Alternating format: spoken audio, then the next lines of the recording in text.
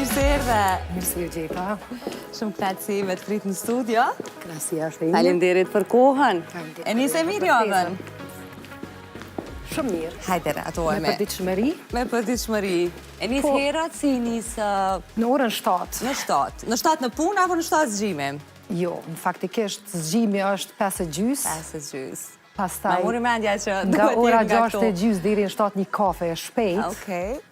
Sepse pa kafe... Nuk nis dita më Nuk bërë. nis dita më bërë, asnjëherë.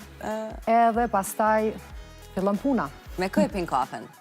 E pi kafen me kolegët e punës. Okej. Disa janë infermier, edhe disa mjek, po ka dhe të ndryshëm që vina bashkohen. Okej. Jemi një shoqëni shumë e lezetshme, edhe çdo herë e fillojmë ditën me ndodhit e ditës së djeshme, ose ndodhit e qastit, kështu që gjithmonë me qeshura. Ka shumë rëndësi, sidomos një ambient pune, me qenë edhe kjo fryma e mirë mes kolegëve. Patjetër. Gjithë rasin saki, po në fakt emri yt ka një domethënie shumë të rëndësishme për ty, ti bart emrin e gjyshes tënde, Sania. Po, ndoshta kjo më ka bu pak ma të gjallë, edhe ma qamaroke, që shtojnë. Sepse gjithë familja, jo veç familja e ngushtë, po edhe familja e gjerë, gjithmonë ka pas shumë konsiderat për mu. Edhe sherët që i kemi bo me fëmi, po çdo herë unë jemi arsyetu, edhe ndoshta ja u kam bërë fëmijëve tjerë, se çdo herë jenë qërtu, e unë kom jetë ajo që gjithmonë Hajtse, me qenë se ka emrin e gjyshes, gjithë respekt për emrin e saj. Po asaj i ke marrë të përmendin që i ke marrë disa tipare, ose që ti e mundu me i bo pjesë të personalitetit? Ndoshta po, jo shumë, mirë po disa prej tipareve i kam. Okej. Mirë, unë po thoja dhe shikuesve që me profesion jeni kirurge plastike, do të flasim pak edhe për këtë. Ta nisë për shembull me këtë pjesën e orientimit ose të vendosjes së çdo të riu për orientimin profesional.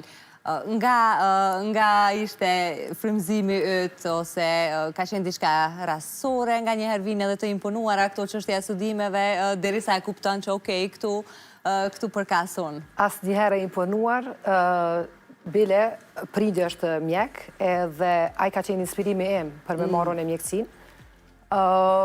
Asnjëherë nuk ka qenë, domethënë, e imponuar, ai gjithmonë bile më ka thonë që merre një drejtim tjetër, se nuk dojke që unë me u marë vazhdimisht me mjekësi, sepse mjekësia është e vështirë. Sidomos kirurgjia është shumë e vështirë, për arsye që në momentin që ti e operon pacientin, shkon në shtëpi edhe e ki vazhdimisht mendimin se si është, a ka gjakderdhje, a ka etje, a ka dhimbje.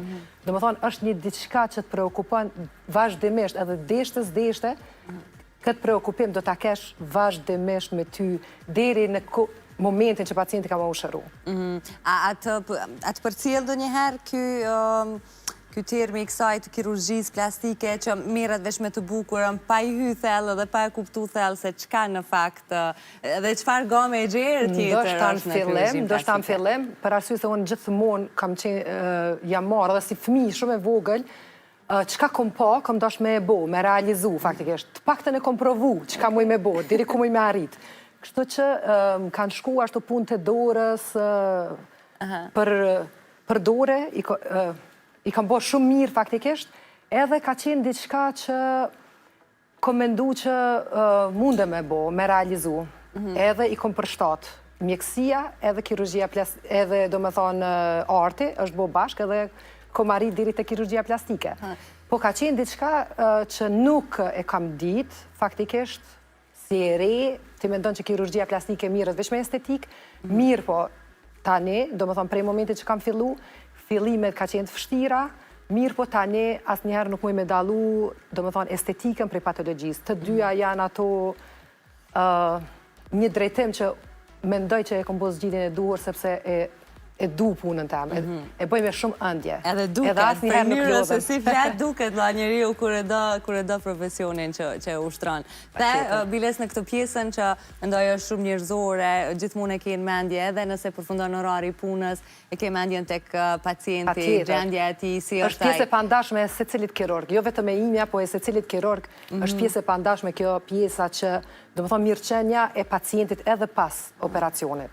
A ke pas ndonjë rast që e ke ke përjetu shumë më vështirë emocionalisht, sepse jo çdo herë pavarësisht të gjithë gatishmërisë tuaj profesionale dhe vullnetit e dëshirës për të shkuar mirë një ndërhyrje për shembull, ju gjithmonë e kemi edhe fatin në anën tonë. Fatmirësisht nuk kam pas deri tash ndonjë problem. Një rast tjetër, domethënë të cilin e përjashtoj prej asaj çka më ka ndodhur, e cila më ka afektuar mua faktikisht, ka qenë kur ka ndru jetë shoqja ime e klasës, shkollës fillore, edhe unë isha kujdestare atë ditë, më ftun për me pa një pacient të lëmis time, edhe duke shku në korridor më pyeti dikush, mos rastisht e nje këtë paciente, se nuk po mundem një gjetë familjen, domethënë se domethënë personit me cilin ishte ajo domethënë e shoqëruar, ajo ishte pa vetdije, edhe kur futa aty, veç e pash pasheja jeta, ajo ka qenë domethënë një rast që asnjëherë nuk më i harru, edhe gjithmonë më ka bre, domethënë ta njëjtën pse qëllova unë aty me pa atë ngjarje. Mirë po, ballafaqohemi vazhdimisht me gjëra të ndryshme, kështu që momente që si zgjedhim dot, thjesht përfshihemi edhe buhemi pjesë aty në situata. Më përmend edhe babin, biles më kanë thonë mos e pyet shumë për babin se ndonjëherë fillon e çon. Thash po. Je bo më e furtur. Thash kur keq ka fletë dhe ndihesh krenar për një person, atëherë edhe po të qoj, le t'jen lot gëzimit paktën, krenarie. Të ka mësu më shumë për mjekësim babi apo për jetën? Nuk mundë me thonë se shumë për mjekësin kemi bisedu me babin, edhe pse gjithmonë ka qenë pranë meje, mirë po në atë aspektin që me ardhë ose me pa une ku po i përfundoj studimet, ose qka po bëj, ose gjitha ta profesor të me, për shembull, baba jemi ka pas shok, mirë po asnjëherë nuk ka ardhë ose me taku dikon, ose ata faktikisht as nuk e kanë ditë, unë e vajza e kujt jam. Ka dash të ti me pasën kontanë. Gjithmonë më kalon, ato deshta ta them se gjithmonë më kalon që unë me bo zgjidhjen, edhe pse ai nga mrapa gjithmonë më ka shty, gjithmonë më ka përkra, gjithmonë e ka pranu zgjidhjen time për gjithçka. Edhe normalisht që edhe unë një mundu që me bo krenar me çdo zgjidhje timen që e kam bo deri tash. Edhe nuk e dyshoj që ka ndodhë kjo. Po të kursejmë, jo palot. Palot është një pjesë tjetër që tash dua ta diskutoj. Normalisht do të përfitoj prej rasti duke pas edhe profesionistet fushës të marrë pak opinionin tënd. Kjo për kirurgjin plastike, kur folet sidomos në masë madhe, folet për ato raste që shihem, pra që janë më prezente në masë, edhe një prej temave të diskutueshme është kjo. Është bo tepër, është bo ballë, cili është mendimi i ju, jeni një profesioniste? Po, mendimi jam është që... Kur është ballë, kur është tepër? Tepër është sa herë e kalon, do më thonë, vijat e tua, sa herë ti shëndrosh në një person tjetër, atëherë është tepër. Gjithmonë një fytyrë e bukur është kur dallon prej tjetrës, se cili njeri do të me dallu prej tjetrit. Vetëm binjakt, trenjakt, ata do të me qenë njëtë, edhe ata nuk janë identik të njëtë. Për atë arsye, gjithmonë do të me qëndru besnik, do më thonë fizionomisë tuaj, me disa ndryshime të vogla, edhe unë për vete, i kam bo disa ndryshime shumë të vogla, mirë po... Ama dorë profesioniste, nuk po arrim me dallu të paktën çka. Ajo është profesionalizmi. Kjo është profesionalizmi, që ti ke bo diçka, e mon, do më thonë, i qëndrën besnike asaj ftyrës tane originale, mirë po me një përmirësim të letë nëse ki ndo një kompleks. Pse jo, pse mës me regullu ata. Mirë po jo me ndryshu totalisht ftyrën. Sidomos kur flasim për moshat e reja të vajzave të cilat po marë asin me folë unë për vete, po mosha e bënd vetën. Kështu që nga njëherë kur i shohim, disa vajza shumë të reja në mosh, më vjen me ju thonë, edhe nëse si një ndalë, ose ka kohë për gjithë shka. A ke pas eksperiencat tilla ku keni pranu, ose një mosh tepër të shtyer, ose një mosh tepër të re, edhe sa e vështirë është me i rujt këto raportet profesionale për mos me i thonë diçka si këshill njerëzore? Gjithmonë, pa tjetër se gjithmonë më takon mu ose kolegëve të me si profesionist me ju thonë pacientave që çka duhet edhe çka nuk duhet. Sepse pacienta përgjithsi referohen te ne për ide çka qysh e shohin veten ato në pasqyrë. Mirë, po nuk është gjithmonë qysh e shohin ato veten në pasqyrë edhe ai rezultat arrihet. Sepse secili i ka vijat e veta të veçanta, e ka mimikën, e ka vjamin në një pjesë, dikush e ka ftyrën më të hollë, dikush e ka ftyrën më të plotë, dikush e ka më të gjatë, dikush më të rrumbullakt. Për atë arsye, domethënë për atë arsye jemi ne.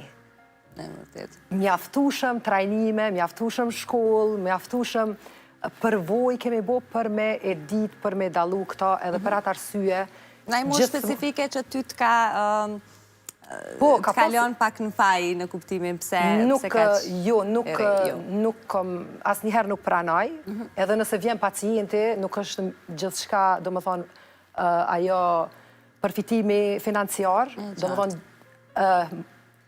ajo çka ideologjia ime në profesion është që me i udhëzu për me bo pacienti një ndërhyrje ose një trajtim të ndryshëm ose një aplikim të fillerit, botoksit, në momentin edhe në pjesën ku nevojitet. Nëse jo, atëherë jo. Në të ta vendos, jo. Aq sa ti e konsideron që është mjaftueshëm për kornizat e asaj fytyre. Për ndryshe, as pak nuk hezitoj për me i thonë pacientit jo. Ata marrin për të keq.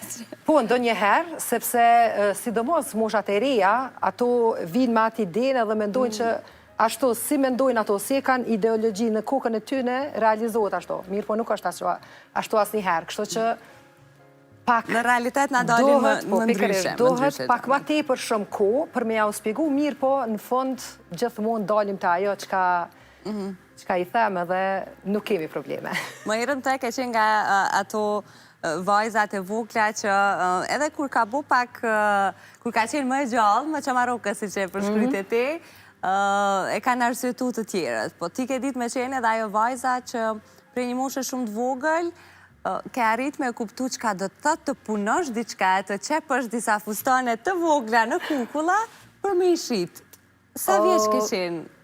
Kam qenë në klasë të parë, po ndoshta edhe ma i vogël, ndoshta 6-7 vjeçare, edhe unë e mamin e kam roba qepse, ajo ka qenë gjithmonë, edhe unë gjithmonë kam qenë në përkom të mamit, në përkom të babit, do më thonë, nuk kam qenë një fëmijë që ka dalë jashtë edhe kaluj, do shta kom dalë pak, mirë po shumicën e kohës e kom kalu me familjarë, edhe gjdo herë kom bo diçka. Kështu që, unë me idete mija i kam qep disa fustane, e shoqet e mija i kam pëlqy shumë. Ta shonë në qësh me ja falë fustanet, nuk falën ato, se unë e kom hargju kohë. Kështu që, me pages, po, e kam ndru mendjen. Të kam bind, a? Po, më kam bind, ashtu. Sa ke pas një fustan të azëm? Një fustan 2 mark. 2 mark. Në atë ko. Okej. Kështu që, ka qenë një fazë interesante, kështu që...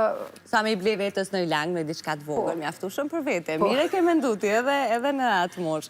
Mandej prej kësaj vajze që qysh në klasë të parë i vrehet potenciali dhe kjo dëshira për pavarësim, duket që qashtu edhe jetë atë asoli rrugtimin, shkove deri në Amerikë, për studime atje, edhe zakonisht me tëftuarit që kanë eksperiencat të tilla jashtë vendit, kam qef me i rikujtu pak ditën e parë. Sa ajo dita e parë më duket një përballje krejtësisht ndryshe nga që imagjinon. Si ka qenë e jotja? Do më thonë, unë isha vitin e 4 si exchange student. Kam shku, kam apliku me një organizat, edhe jam pranu aty. 17 vjeçare kam qenë, edhe hera e parë që unë po udhtoj, sepse atëherë ka qenë lufta, prindrit e mi asnjëherë nuk e kanë mendu, ose neve nuk na kanë, do më thonë, na kanë imponu asnjëherë për na me shku jashtë ose diçka. Edhe ka qenë hera e parë që unë e kom udhtu. Nuk dija as si me shku në gate, për shembull, ose diçka. Mirë po, duke lexu anglishten e kom njohur shumë mirë, për shkak se në moshë shumë prej klasës 4 të kom fillu kurset atëherë, edhe kom njohur shumë mirë, kështu që jem gjindë mirë, edhe kur shkova atje, kur arrita atje, ishte këtë një botë tjetër për mu. Sepse ishte edhe hera e parë që unë largova prej shtëpisë, prej familjes, edhe unë jam shumë e lidhur me anëtarët.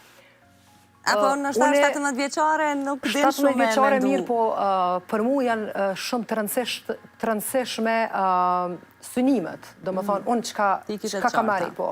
Unë i kam shumë qarta gjithmonë synimet. Kur unë e vendosi një synim, kur unë diqka e vendosi në kokë që kam u bo kjo, edhe pa tjetër që kam e punu në drejtim shumë, edhe kam e realizua ta. Kështu që ideja, qëllimin, arsyen pse unë isha atje, edhe s'ka me u mërzit. Normale është ajo që mërzitesh edhe të mungon ajo rutina që ke kriju, për shembull gjitha ato vite, mirë po, jo. Ma të letë për mduke të bënën edhe familja e dytë që ti gjithë atje. Pa tjetër, unë kam qëndru për një vit të një familje amerikane, e cila i ka pas dy vajza edhe një djallë. 2 vajzat kanë qenë moshatare me mu, ndërsa djalli ka qenë 5 vite ma i ri, kështë që e kam konsideru si një vllaj vogël, po gjithashtu edhe aj, do më thonë, po është një foto tash këto, tash aj ka kriju familjen e vetë, i ka dhe 2 fëmijë, do më thonë,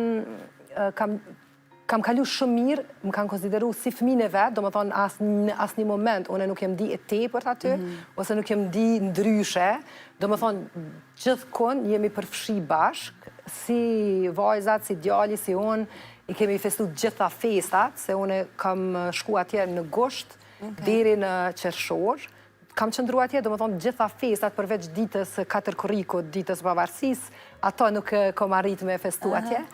Kështu që gjitha festat tjera i kemi festu bashkë edhe asnjëherë nuk e kom dje, do më thonë që unë po jam e tepër në Qka gjeje familje. ndryshe në ambient familjar të një familje amerikane, që dalonte nga ajo që kishe lënë ti këtu? Në fakt... Nga tradita, nga mënyra, nga qasja e prindit, ndaj fëmijë, ndaj...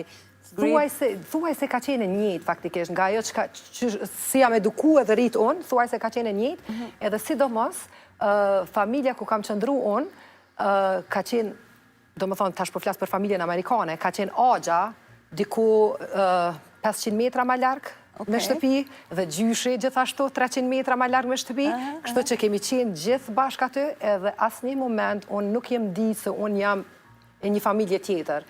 Çdo herë e kam pas, do më thonë, trajtimin të njëjtë nga secili. Më pas përfundoj edhe rrugtimi yt, me të përfunduar edhe jetesa jote me familjen amerikane. Sa kohë më vonë i ritakove pas asaj periude? U ktheva në Kosovë, fillova studimet 5 vite 6, pastaj u punësova si mjeke përgjithshme, fillova specializimin edhe krejt këto shkun shumë shpejt edhe si e thash edhe ma herët, unë kur të vendosi diçka, do më thonë me arrit, unë nuk shkëputëm nga aty. Do më thonë, për atë arsye, as njëherë nuk kam mendu me udhtu dikon shumë larg, për me u shkëput. Edhe qëndrova këtu, i përfundova gjitha, edhe e mendova, po shkoj në Amerikë. Kështu që po e shletoj Facebookun edhe po shoqet e mia të shkollës, e kishin cek që është 20 vjetori maturës edhe unë vendosa me marrë pjesë.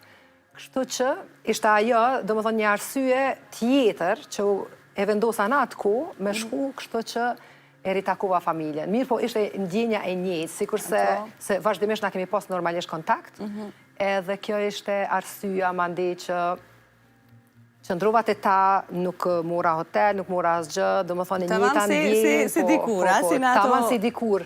Family reunion, po. I ke sjellë ndonjëherë në Kosovë? A kanë pas interesim që të vinë edhe ta prekin? Do të vinë së shpejti në Kosovë, deri tani as ta nuk kanë ardhur, edhe secili me obligimet veta, secili me shkollime, me familje dhe për këtë arsye. Prindërit, për fat keq, nuk kanë qenë aty, edhe motra tjetër e madhe, kanë qenë në Florida, kështu që nuk e kemi mujt me caktu kohën e sakt, mirë po, së shpeti do të takoj. Bukur, interesante dhe shumë e këndshme me ditë që mbani akoma po të njëjtin raport, pavarësisht që kalojnë vitet. Po ti në Amerikë gjetë dhe dashurinë e jetës, moj? A kishe këta synim, apo kjo të nxuni pak As pak nuk ishte synimim, po, as pak nuk ishte synimim, mirë po, ne kishim një pëlqim atëherë sa ishim në shkollë, edhe gjatë ribashkimit, u takum edhe i diskutum gjanat, mande e pam që i kemi hup 20 vjetë, e pse me hup edhe ma shumë kohë. Kështu që...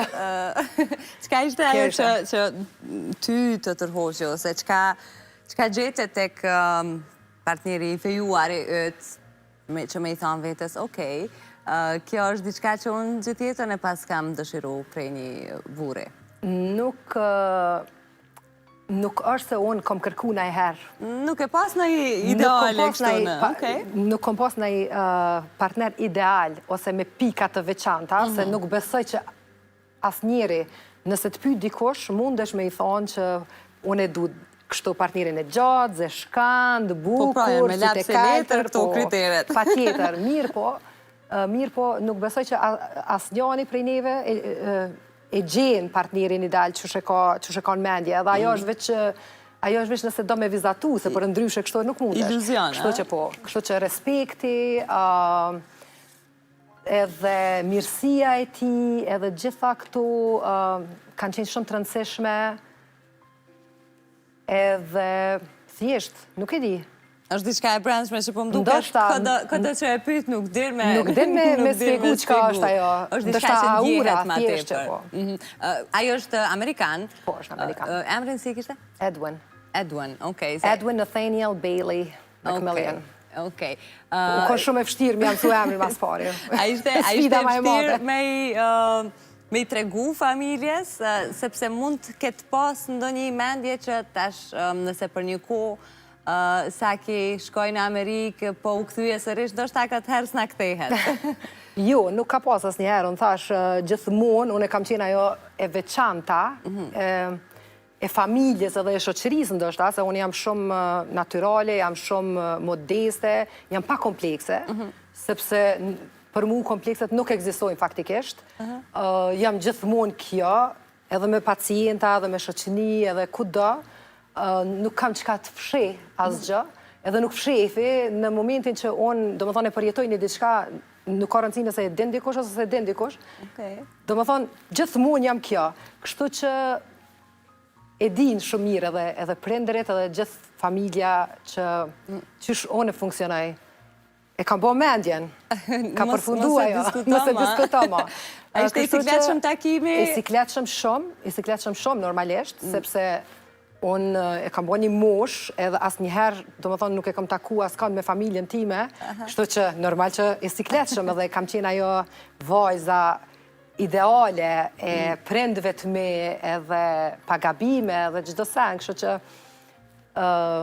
Amerikan, jo shqiptar, do më thonë, normalisht që unë e gjithmonë e kam mendu këtë, sepse edhe jem rrit me një familje patriote faktikisht, që gjithdo herë, vazhdimisht është diskutu për mirëqenjen e shqiptarve, për traditat tona e për çdo sen.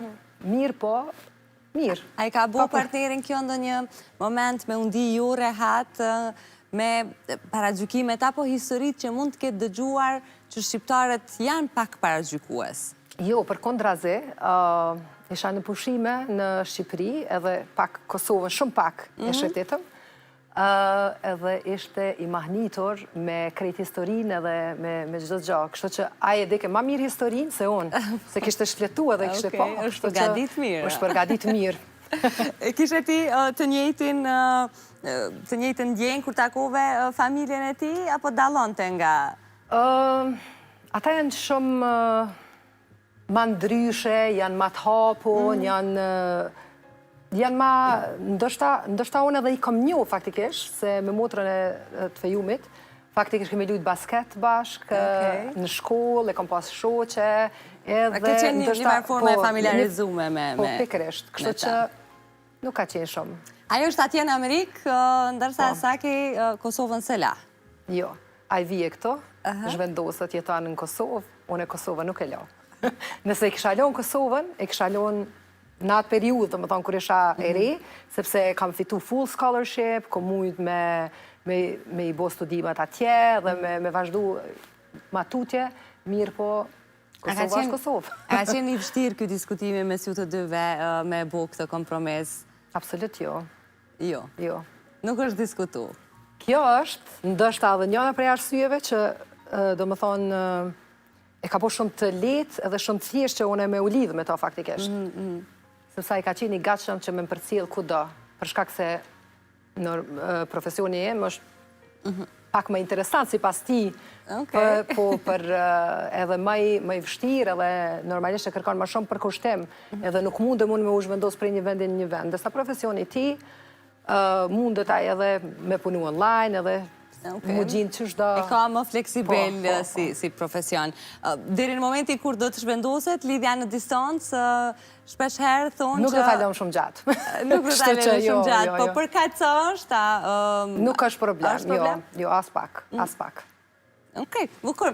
Një histori interesante që më erdhi mirë që më ndove edhe nga aspekti profesional. Në gjithë të përvoj të ndën profesionale, ta marrë dhe këtë në fund si mesazh për gjeneratat e reja, a ka më shumë vajza si ke takuar saki në gjeneratat reja, në moshat reja, të cilat e kanë po këto karakteristika të personalitetit, pra me synimet të qarta drejt ardhmes, që e duan profesionin, që janë gjithmonë të përpikta dhe e bojnë punën me dashni, apo ke frikë që ndoshta si gjenerat, gjithmonë në fushën tënde dhe në profesionin tënd, nuk qëndrujmë edhe qaq mirë? Të një ende besoj që ka vajza, sidomos vajzat janë shumë ma shumë të përkushtuara se sa djemët. Kjo është një dallim shumë i madh, sepse ndoshta, unë si e kam pa, djemët po tërhiqen ma shumë, ndërsa vajzat po luftojnë ma shumë për drejtat e tyre dhe kjo po i bën ma shumë për me arritë dhe për me marrë një profesion pak ma të vështirë, ose mi tregu botës që femnat munden me bo ma shumë. Gjithmonë duke luftu për këta? Pikërisht ajo, unë mendoj që është arsyeja. Duke që djemë na e kanë lënë në punë, na e kanë lënë në dorë punë ma të vështira. Tregojeni vetën, ju po mendoni që jeni ma të forta, tregojeni vetën. Esenca është s'po mendojmë, po jemi, që aty është krejt. Sa ke shumë knatësi me të pasë në studio, e shiova shumë bashkëbisedimin. Faleminderit që erdhe. Shumë faleminderit. Po ju lëm me marketing, kthehemi veç pas pak tek ju.